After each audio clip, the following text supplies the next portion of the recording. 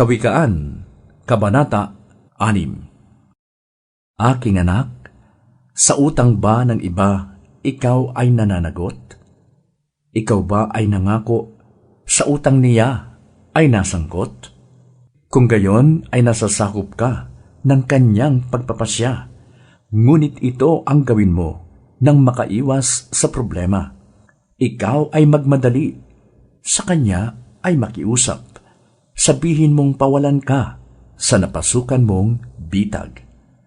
Huwag kang titigil, huwag kang maglulubay, ni huwag kang iidlip hanggang walang kalayaan. Iligtas ang sarili mo, parang usang tumatakas, at tulad niyong ibong sa kulungay umaalpas. Tingnan mo ang mga langgam, ikaw na taong ubod ng tamad. Pamumuhay niya'y masdan mo, at nang ikaw ay mamulat. Kahit sila'y walang pinunong, sa kanila'y nag-uutos, walang tagapamahala o tagamasid na sinusunod, ngunit nag-iimbak ng pagkain sa tag-araw, kailangay iniipon kung panahon ng anihan. Hanggang kailan, taong tamad, mananatili sa higaan? Kailan ka babalikwas sa iyong pagkakahimlay? Kaunting tulog, bahagyang idlip, sandaling pahinga at paghalukip-kip. Samantalang namamahinga ka, ang kahirap ay darating na parang armadong magnanakaw upang kunin ang lahat ng iyong kailangan. Taong walang kwenta at taong masama, kasinungalingan, kanyang daladala. Ang mata ay ikikindat o kaya'y ipipikit, ikukumpas pa ang kamay upang ikaw ay maakit. Ngunit sa sarili ay may masamang iniisip, ang lagi niyang nais ay manggulo sa paligid. Dahil dito, kapahamakan niya'y biglang darating, sa sugat na tatamuhi, hindi na nga siya gagaling. Ang kinamumuhian ni Yahweh ay 7 bagay, mga bagay na kanyang kinasusuklaman: kapalaluan, kasinungalingan, at mga pumapatay sa walang kasalanan, pusong sa kapwa'y walang mabuting isipan, mga paang ubod tulin sa landas ng kasamaan, saksing sinungaling, mapaglubid ng buhangin, pag-awayin ng kapwa, laging gusto niyang gawin. Aking anak, utos nga ng ama mo ay sundin, huwag mong tatalikuran, turo ng inang giliw.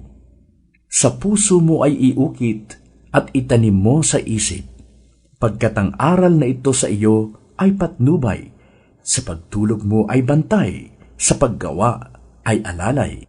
Pagkat ang utos ay ilaw, ang turo ay tanglaw, at daan ng buhay itong mga saway.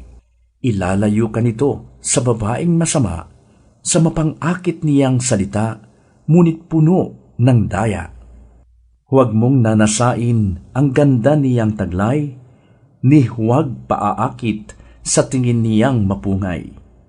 Babaeng masamay maaangkin sa halaga ng tinapay, ngunit bungay kasamaan sa buo mong pamumuhay. Kung ang tao ba'y magkandong ng apoy, kasuotan kaya niya'y di masusunog niyon?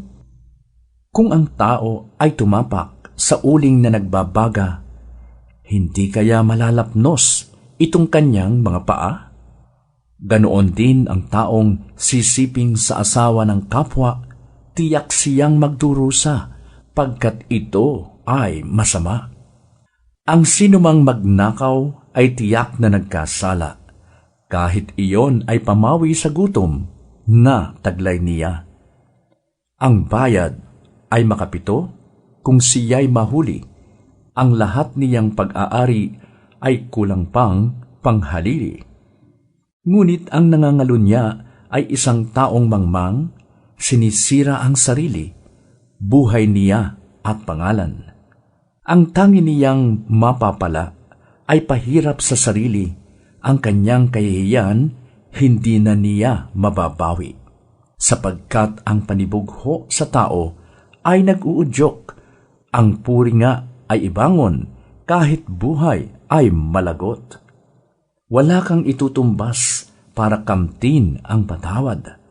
Kahit kaano pa kalaki ang sa kanya ay ibayad.